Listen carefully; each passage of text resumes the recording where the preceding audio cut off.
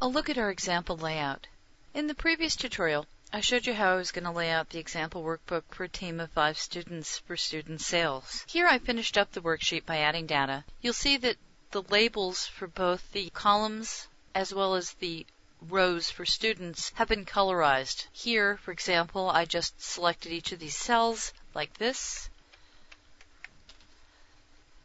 clicked font color, and selected a font color of green. Then I went up here, I highlighted all the columns for the monthlies, pressed again, and chose a font color of red.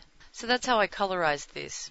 Here I've entered the actual data for each of the students for sales. Do you notice they're all formatted with a currency sign? What I've done here to get these all formatted correctly is I've selected all the numbers here, and then right-clicked, selected Formatted Cells, gone to the Number tab, and I've selected under Category Currency, Decimal Places 2, and chose the symbol of the dollar sign, such as here. So this is how we formatted it so that everything worked out the way we wanted to. Now here I've added a border around the actual total for the entire sales period. And to do it, I've just right-clicked on this particular cell, selected Format Cells again, gone under Border, and I've added an outline border of a double line and clicked OK. So that gives you an example here. Now, one big difference that you see in this finished workbook over what we were working with before, you saw that I added formulas.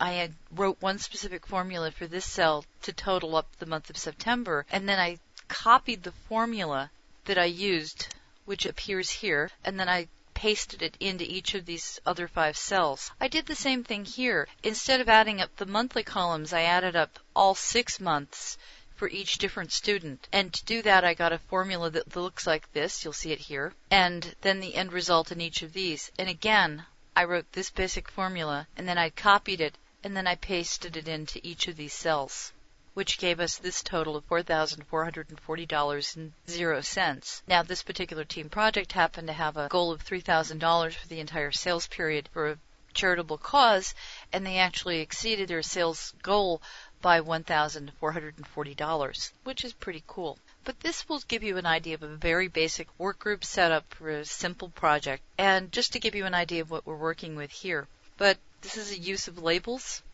and then obviously specialized formatting to make it more pleasant and able to pull out things through the eye, and formulas that will allow you to work.